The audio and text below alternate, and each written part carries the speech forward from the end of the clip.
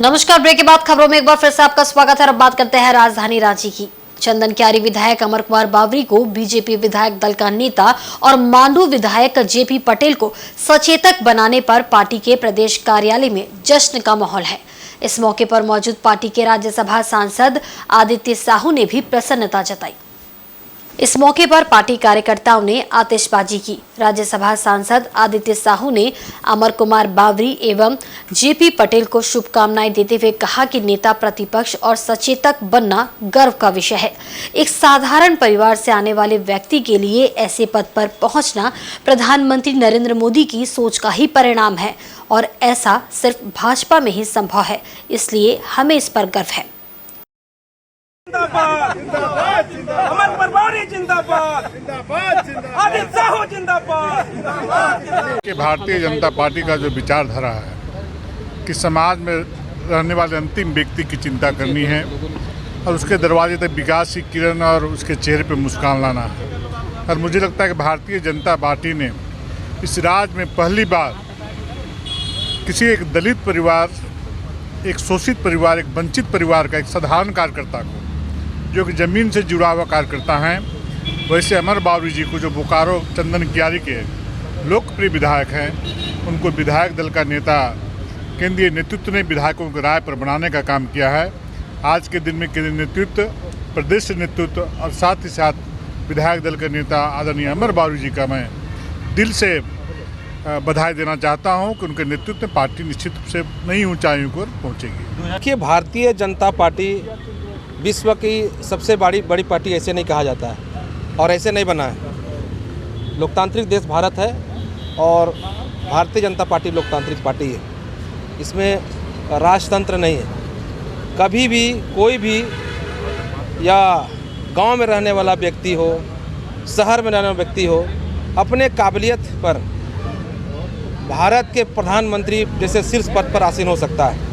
और हम सब झारखंड के विशेषकर अनुसूचित जाति वर्ग, जिसकी संख्या 50 लाख है, हम लोग बेहद खुशी हैं। और पूरे दलित समाज की ओर से देश के यशस्वी प्रधानमंत्री आदरणीय नरेंद्र मोदी जी को, जेपी नड्डा जी को, अश्विनी चौबे जी को और राज्य के भाजपा के प्रदेश अध्यक्ष आदरणीय बाबूलाल मरांडी जी के प्रति हम लोग आभार प्रकट करते हैं। विपक्ष की भूमिका जिस प्रकार से विधानसभा के पटल पर होना चाहिए था, उस प्रकार से झारखंड के अंदर जो भी समस्या हो, जिनकी भी समस्या हो, चाहे दलित के वर्ग की समस्या हो या कोई आदिवासी के बीच अत्याचार अन्याय हो, जो भी अत्याचार अन्याय होता था, उसमें आदरणीय श्री अमर कुमार बावरी जी आप देखे होंगे विधानसभा के अंदर में प्रमुखता से और दमदार तरीके से उठाने का काम वो किए थे। और अन्य पार्टी से भारतीय जनता पार्टी से अलग है कि हमारे जो दबे कुचले समाज है उनको भी प्रतिनिधित्व जो है बड़े जगह पर वो बैठाया जाता है। आप आने वाला समय देखते जाइए कि जो भी समाज, जो भी दबे कुचले समाज से हो, चाहे अनुसूचित जाति समाज से हो, अनुसूचित जनजाति समाज से हो या पिछड़ा वर्ग से हो, ये सबको प्रतिनिधित्व धीरे धीरे आप देखते होंगे कि देश के चाहे राजनीतिक परिदृश्य से हो या सरकार के परिदृश्य से, सभी जगहों पर भारतीय जनता पार्टी बैठाने का काम करती है। इसलिए भारतीय जनता पार्टी के प्रति दलित समाज का गहरी आस्था है। और आने वाला समय 2024 का चुनाव में हम लोग MP का चुनाव जो होगा, पार्लियामेंट का चुनाव होगा, उसको भी 14 का 14 सीट जीतेंगे और 81 विधानसभा सीट जो चुनाव होगा उसमें शेड्यूल कास्ट का 9 का 9 सीट जीतेंगे।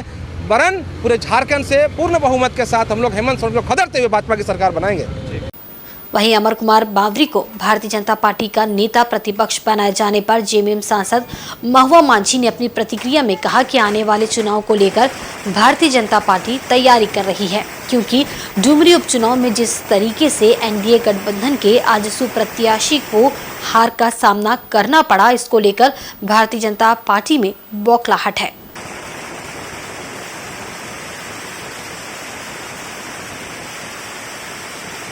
तो ये बहुत पहले ही आना चाहिए था, क्योंकि इसकी वजह से कई सारी नियुक्तियां भी रुकी हुई हैं। सूचना आयोग वगैरह में इसकी वजह से अभी तक नियुक्ति नहीं हो पाई थी। और आने वाले चुनाव की तैयारी तो करेंगे ही, क्योंकि डुमरी उपचुनाव में जो रिज़ल्ट आया उससे भी भाजपा थोड़ा घबरा गई है कि आगे क्या होगा, क्योंकि इतने प्रयासों के बावजूद, तमाम गठबंधनों के बावजूद डुमरी की जनता ने भाजपा को नकार दिया आजसू। और इधर जमशेदपुर में गोलमुरी के केबल टाउन स्थित अधूरे पड़े बिरला मंदिर के जीर्णोद्धार के लिए विधायक सरयू राय के नेतृत्व में साधु संतों ने मंगलवार को शंखनाद किया। इस अवसर पर विधायक सरयू राय ने कहा कि 1995 में इस मंदिर का निर्माण शुरू किया गया था, लेकिन केबल कंपनी के बंद हो जाने पर मंदिर निर्माण का कार्य बाधित हो गया। कुछ लोगों ने मंदिर निर्माण का प्रयास किया तो उनके साथ अनहोनी घटना हो गई, जिसके बाद ये बात प्रचलित हो गई कि कुछ अदृश्य शक्ति मंदिर निर्माण को बाधित कर रही है। मैंने विभिन्न साधु संतों व पंडितों से इस संबंध में विचार विमर्श कर इस मंदिर के जीर्णोद्धार के लिए आज सामूहिक रूप से शंख बजाकर निर्माण प्रारंभ की घोषणा की है। विधायक ने कहा कि आज के शंखनाद कार्यक्रम का उद्देश्य निर्माण में बाधा डालने वाली शक्तियों को वहां से पलायन करने अथवा अनुकूल हो जाने का संदेश देना है। हम लोगों का प्रयास होगा कि ये भगवान विष्णु के सभी अवतार के स्वरूप का दर्शन करने का अवसर लोगों को मिले। वहीं अमरप्रीत सिंह काले ने कहा कि ईश्वर अपने कार्य के लिए किसी योग्य व्यक्ति को चुनती है। इस निर्माण कार्य के लिए विधायक सरयू राय माध्यम बने हैं। विधायक के नेतृत्व में जल्द ही मंदिर का निर्माण कार्य पूरा होगा। लोगों ने बताया है कि इस मंदिर का निर्माण 1995 में ही इतना हो गया था। कंपनी उस समय रवानी पर थी, आन बान शान था इसका, डिस्को से भी बेहतर चलती थी। लोगों ने बनाया, जैसा बिरला जी बिरला मंदिर बनाते हैं तो इसका नाम भी बिरला ही मंदिर उन्होंने दे दिया है। अब उस वक्त कंपनी की हालत ख़राब हो गई, बीमार हो गई, दिवालिया हो गई। अब लोगों के मन में एक धारणा बैठ गई है कि मंदिर बना तो कंपनी बंद हो गई, दिवालिया। बीच में 2-4 लोग आगे बढ़कर इसमें काम करने की कोशिश किए तो उनके यहाँ भी कुछ ना कुछ अप्रिय घट गया। इस कारण से कोई इधर देखता ही नहीं था। कोरोना के बाद से ही मुझे लगता था कि हम लोग आगे बढ़े, मगर बहुत सारे लोग कहते थे कि भाई सोच लीजिए। फिर मैंने कुछ संतों से बात किया और बात करके हम इस तरह से पहुँचे कि हम लोग इसमें आगे बढ़ें, इसका काम शुरू कराएं। आज हम लोग जो कार्यक्रम कर रहे हैं उसका उद्देश्य इतना ही है कि शंख ध्वनि होगी यहाँ, और जो ऐसी शक्तियाँ हैं जो मंदिर के काम में बाधा डाल रही हैं, हम लोग माँ दुर्गा से शक्ति लेकर, बगल में हनुमान जी हैं, उनका आशीर्वाद लेकर हम लोग उनसे निवेदन करेंगे शंख बजाकर कि भाई आप तो इस स्थान को या तो छोड़ दीजिए और नहीं तो अनुकूल हो जाइए, फेवरेबल हो जाइए। हम लोग चाहते हैं, जनता ने मन में ठान लिया है, कोई एक आदमी इसमें नहीं है, पूरा समूह ही है, पूरा जमशेदपुर चाहता है कि मंदिर बने।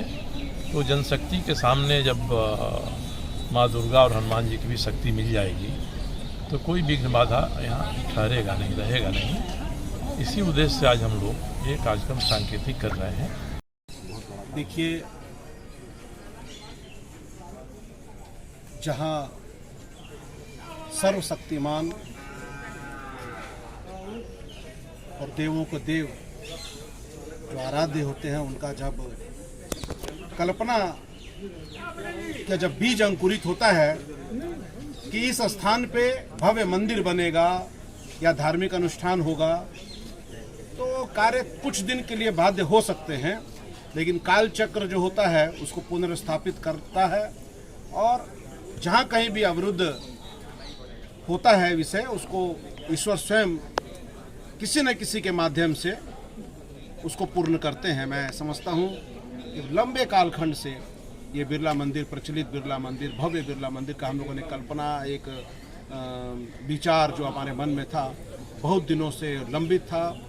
और बहुत ही खुशी का दिन है आज ये, सभी भक्तों के लिए, जमशेदपुर शहरवासियों के लिए, केबल टाउन के सभी, हमारे केबल बस्ती के सभी यहाँ के वासियों के लिए, कि ये जो इतने साल से, कालखंड से जो काम अवरुद्ध था, वो आज हमारे बहुत ही लोकप्रिय विधायक आदरणीय श्री सरयू राय जी के कृपा से और उनके विचार से, उनके भूमिका से आज आगे बढ़ कर के संपन्न होने का दिशा में हम आगे बढ़े हैं।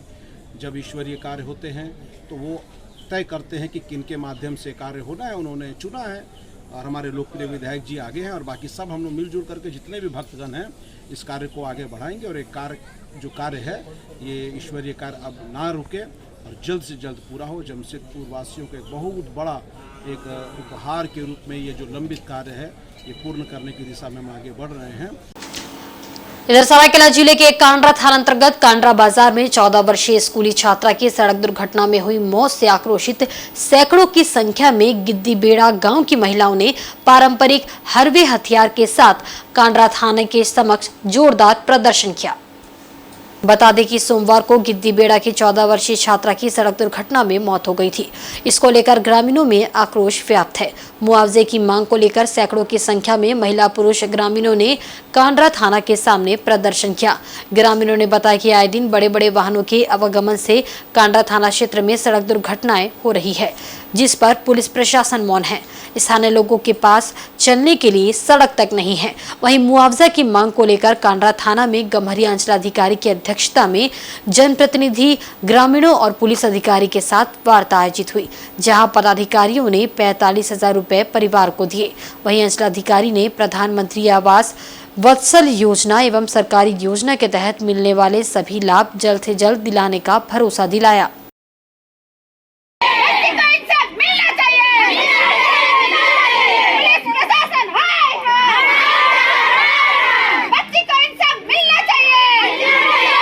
दस 2023 को हमारे कांड्रा थाना अंतर्गत सुमित्रा मांडी जो 15 वर्ष की युवती थी, वो एक्सीडेंट में नहीं रही।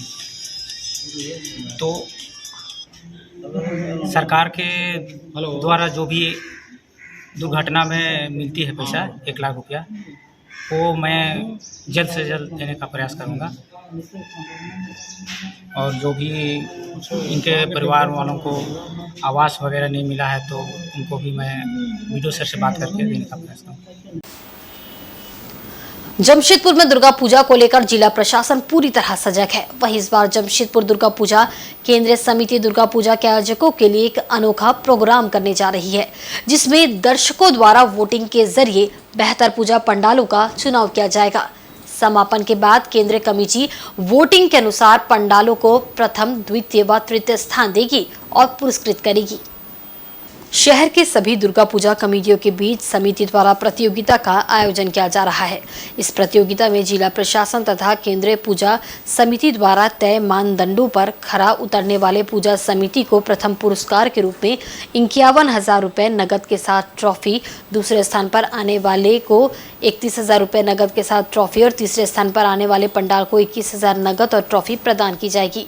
इसके साथ ही कई अलग अलग पुरस्कार भी इस प्रतियोगिता में दिए जाएंगे, जैसे सर्वोत्तम पूजा पंडाल, सर्वोत्तम दुर्गा मां की प्रतिमा, सर्वोत्तम लाइटिंग और सर्वोत्तम स्वच्छता एवं सुरक्षा के मानकों पर खरा उतरने वाले सभी समिति और पंडाल को प्रथम पुरस्कार के रूप में 11,000 रुपए नगद के साथ ट्रॉफी, द्वितीय पुरस्कार के रूप में 5,000 नगद के साथ ट्रॉफी, वहीं तीसरे स्थान पर आने वाले को 3,000 नगद और ट्रॉफी प्रदान की जाएगी।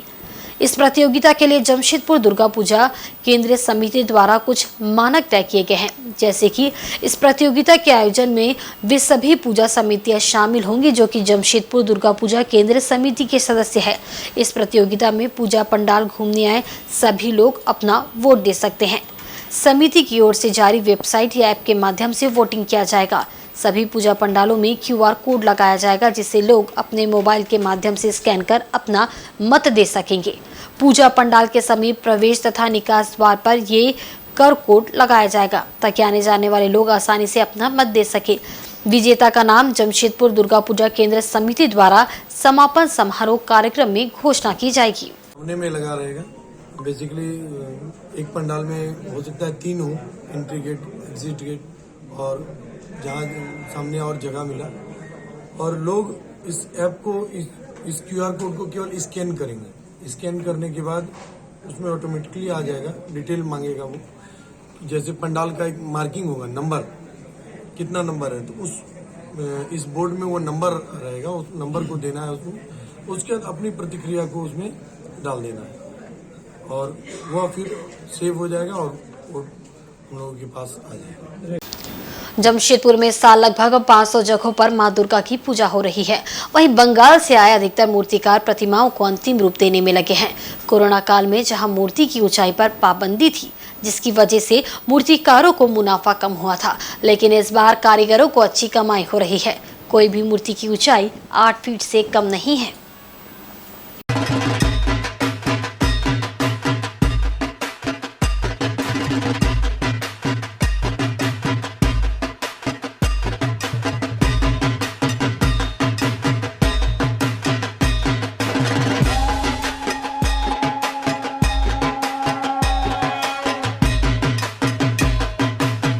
जमशेदपुर में इस बार 500 जगहों पर मां दुर्गा की पूजा हो रही है। महिला कारीगर से लेकर पुरुष कारीगर तक दुर्गा प्रतिमाओं को अंतिम रूप दे रहे हैं। कोरोना काल में बड़ी प्रतिमाओं के निर्माण पर पाबंदी थी, जिस कारण मुनाफा नहीं हो पाया था। इस साल पहली बार कोरोना काल के बाद पाबंदी हटी तो कारीगरों ने ऊंची ऊंची मूर्ति बनाने का ऑर्डर लिया है। मूर्ति की ऊंचाई करीबन 8 फीट से लेकर 12 फीट तक की है, जिसकी कीमत 10,000 रुपए से कम नहीं है। अधिकतर कारीगर बंगाल से आते हैं। उन सभी के चेहरे पर इस बात को लेकर खुशी है कि इस बार अच्छी आमदनी होगी।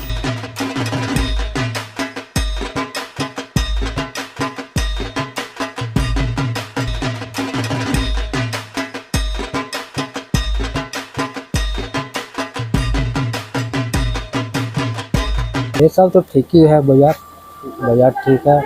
ऑर्डर भी आ रहा, शुरू से ही आ रहा, बहुत छोड़ भी दिए। हम नहीं सकेंगे तो फिर कहाँ से। 7 फीट 2 तो है, 1 तो 6 फीट का है, और बाकी नवरात्रि में छोटा छोटा बनाए थे, वो तो सब परमानेंट में 6 तो निकल गया है।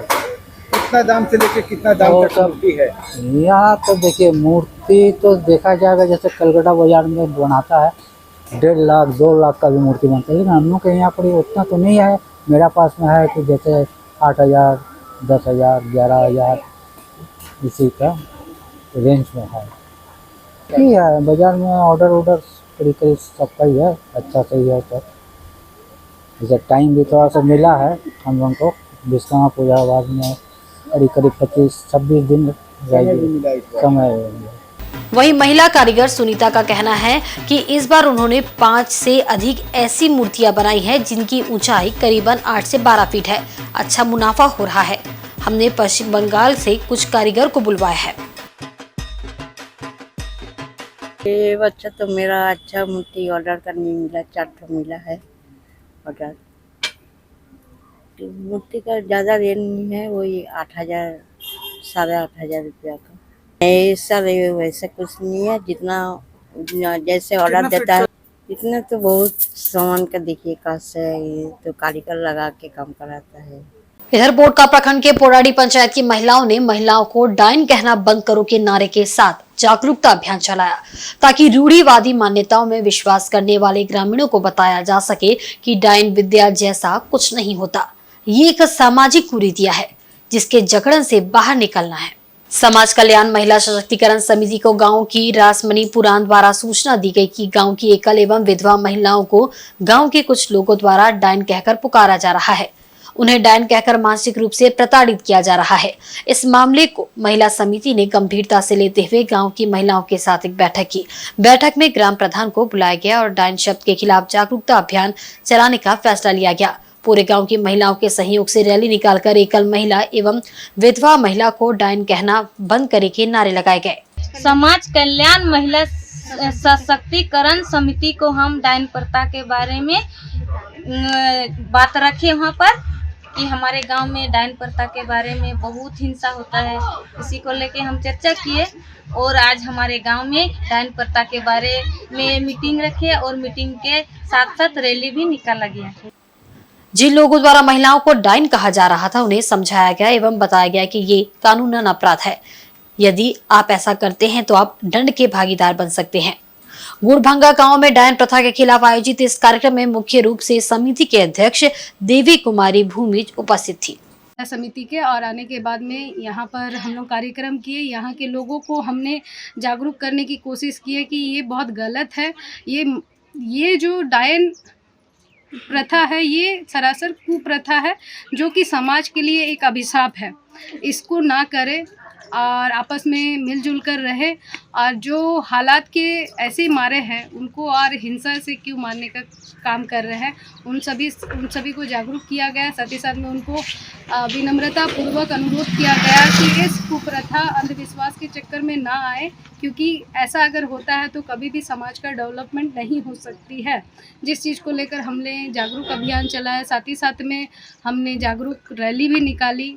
उड़ीसा से टाटा आ रही बस जमशेदपुर के सुंदरनगर थाना क्षेत्र में कुदादा के पास पेड़ से जा टकराई, जिससे वहां अफरा तफरी मच गई। स्थानीय लोगों की मदद से गंभीर रूप से घायलों को इलाज के लिए जमशेदपुर सदर अस्पताल लाया गया।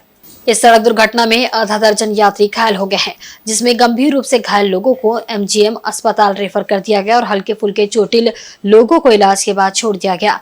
बताया जाता है कि उड़ीसा के जोड़ा से टाटा आ रही थी बस की रफ्तार अधिक होने के कारण अनियंत्रित हो गई और सीधे पेड़ में जा टकराई और पलट गई।